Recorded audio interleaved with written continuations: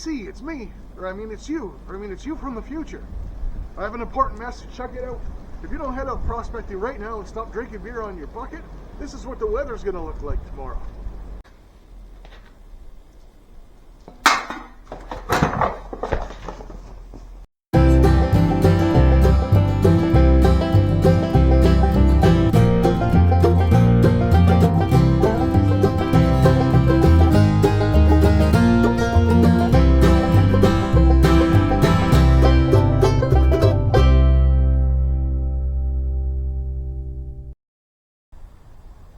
What is good, folks? It's All Things Country here.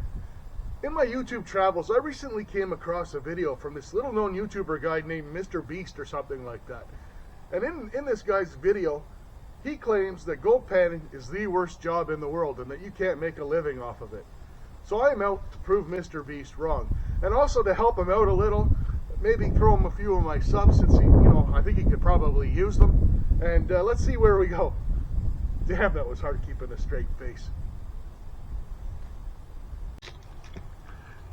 Alright, so before we get started, let's take a good look at Mr. Beast's gold panning adventure. Gold panning, that can make as little as $1 a year. But we're gonna make millions. Statistically not. Basically, gold panners put dirt in this mechanism, and with enough shaking and water, all of the gold is filtered out to the bottom. But it's not very easy, because after 5 hours of searching, I was definitely not rich. Oh, boys, I found gold! No! How much is that little nugget worth? That is 2 cents. Exactly my point. You could do this for a whole year and only make $1. So Mr. Beast's idea of just a step up from gold panning was a $100,000 a year paleontologist, which looks something like this. This is easily the largest bone that I've ever worked on in my career. And you let me and Carl touch that? Absolutely. This is easily the largest bone. And you let me and Carl touch that? Pardon? So obviously Mr. Beast kind of simplified panning and how it works. The gold doesn't just drop out the bottom of the pan. And I found it kind of ironic. For those of you who don't know, or for those of you who missed the irony, the long-bearded prospecting fella in Jimmy's video is Dan Hurd, one of the most popular prospectors on YouTube, a man who has made his entire living off prospecting and mining and probably started off gold panning. He lives in British Columbia, which is the most expensive area to live in Canada. The average house in BC is worth $1 million, so kind of crazy. But anyways, onwards. Alright, so since the premise of Jimmy's video was what is the worst job to work, I'm going to take the job that I think would be the worst to work, and that is fast food. Dealing with all those Karens, hot deep fryers, coming home after 8 hours smelling like a hamburger after making minimum wage. No thank you. So I'm going to compare that to gold panning, and we'll see how they balance out and how we end up in the long run. Alright, so money-wise, I looked up what the average minimum wage is in the United States. Those figures are here on the left. That's the figures that we're going to use in this video for the worst job. I also looked up online what people think makes up a good workplace and a good job. Those things are here on the left. We're going to judge based on those as well. So, here's the rules. I'm going to limit myself to the equipment that Mr. Beast had on hand. He did mention that it's gold panning, so I'm going to use the same equipment that Jimmy had. I'm going to use my MineLab gold pan and classifier. I'm going to bring along a bucket and a shovel, and that's it. That's all we're going to use, and we're going to find out how much money we can make in a day and extrapolate that over a year.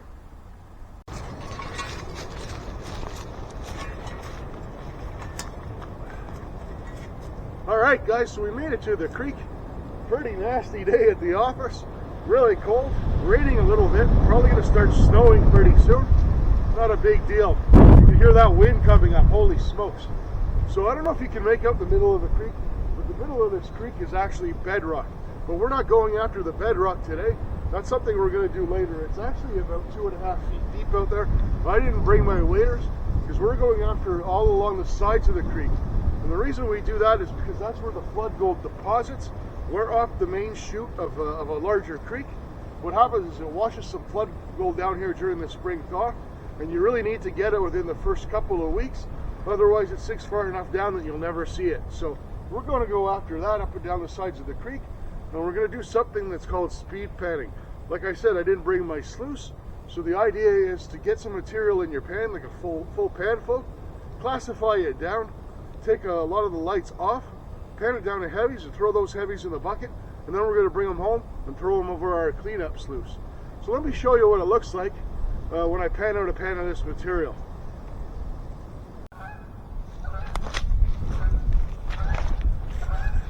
Alright guys, so here's a pan of the material we're dealing with. Those geese are loud. Alright, here's a pan of the material we're dealing with. You can see it's got some small rubber gravels in it, but a lot of it, you can see that's where the bottom of the shovel is this clay. And this is the clay that the gold tends to sit on. And it's not the most dense clay. You can ball it up, but at the end of the day, if I leave this gold too long, it's going to sink in. So that's why right after the flood, I like to come in, comb the edges of the creek, get a bunch of this stuff, and pan it out. So what I'm going to do, I don't have a good area here for panning. I've already tried a couple spots, but I've dumped my GoPro at least twice, and it doesn't have the waterproof housing on it. So I don't want to have my GoPro land in the water, obviously. I'm going to classify this and speed pan it down and show you guys the kind of stuff that we're throwing in the bucket. Alright guys, so you can see what's in the classifier. This is a 1/2 inch classifier, and you can see lots of quartz is really a huge part of this area. This gold that we're going after isn't traditional placer gold. It's actually a hard rock gold from an upstream gold mine. Used to be an upstream gold mine, and we're going after the tailings piles that wash down the creek whenever we get the spring flood. So you might have seen that in an earlier video of mine. But anyways, that's what we're tossing away in the classifier. And all we got left is this pan of muck. So we got our big riffles here. You can see how I broke down all that clay and all the muck is in there. So you want to get that good and wet. Give that a really good stratification. So you leave that clay for too long and it just balls right up. So you leave that clay for too long and it just balls right up right there.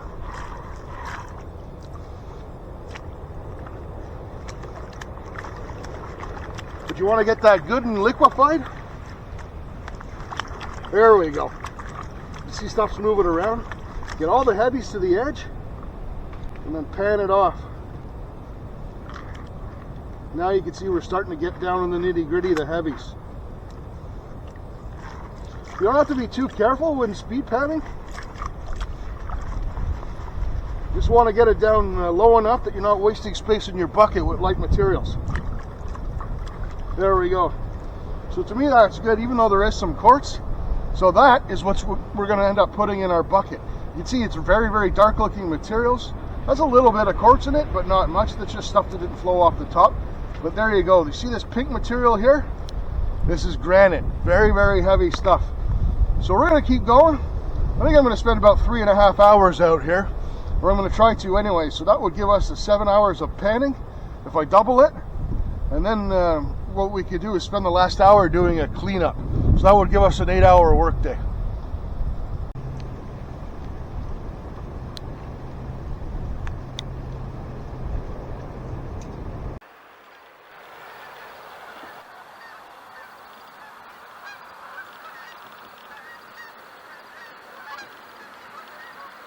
One eternity later. Alright guys, so we're back. I actually ended up staying for a full 7 hours. The weather kind of passed. It was still pretty windy, but I am beat. Little secret between us girls, I didn't actually leave my waders behind on purpose. I kind of forgot them, so my feet are soaked. Should have at least worn rubber boots. I didn't have to get in the creek, but just getting around the creek soaked my feet. This time of year in the spring, it's always a cluster, right? I don't have everything in my truck that I would normally have. But we're at our downstairs panning station. I got my little cleanup sluice going here. We've got our concentrates. There's some in the bucket here.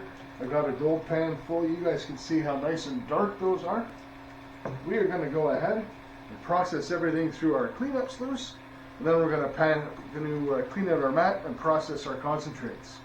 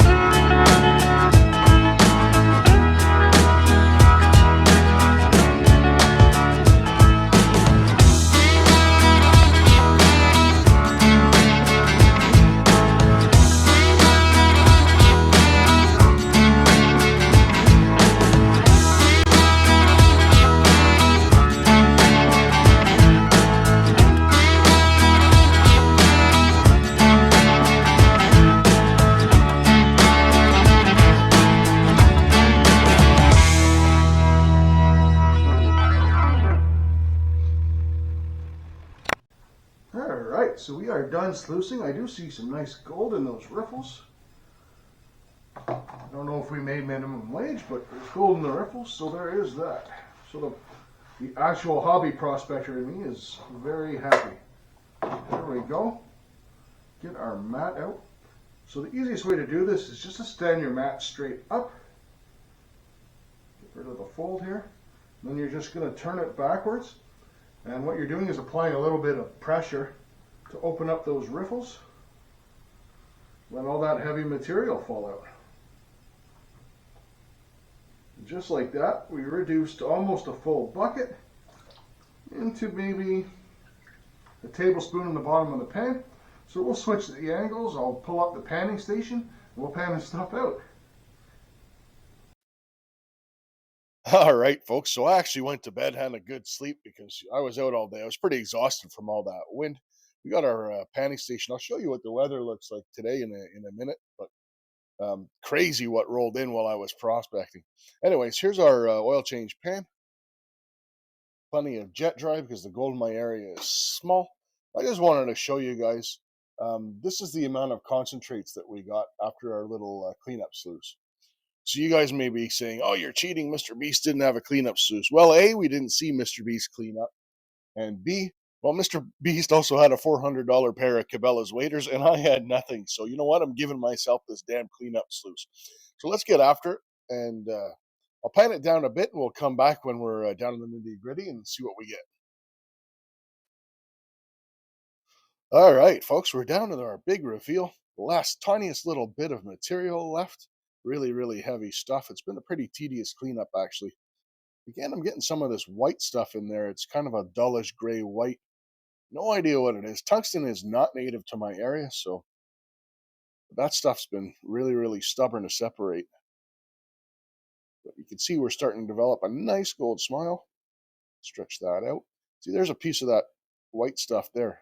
Really, really odd.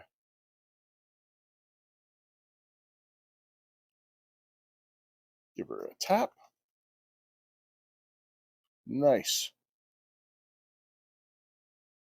So in the interest of transparency, this is the best time of year in my area to get gold.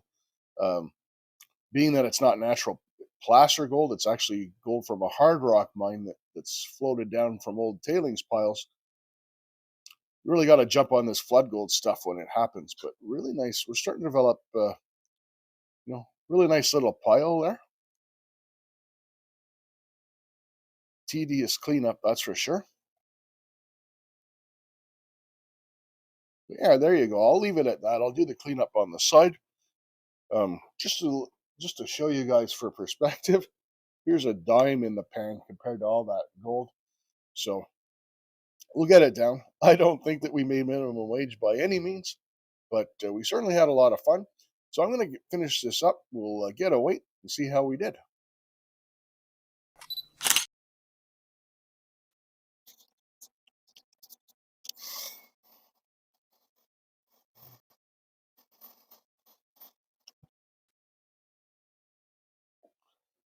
All right, so it is weigh-in time. This gold is super, super fine. Other than the one piece, which I can kind of feel, everything is just really, really, really flat. Typical for my area, actually. I didn't hear that one piece scraping, but other than that, that's it. And there we go. So just like that, 0.194 grams. All right, folks. So we worked 8 hours, completed roughly 65 pans, give or take. We recovered 0.194 grams of gold.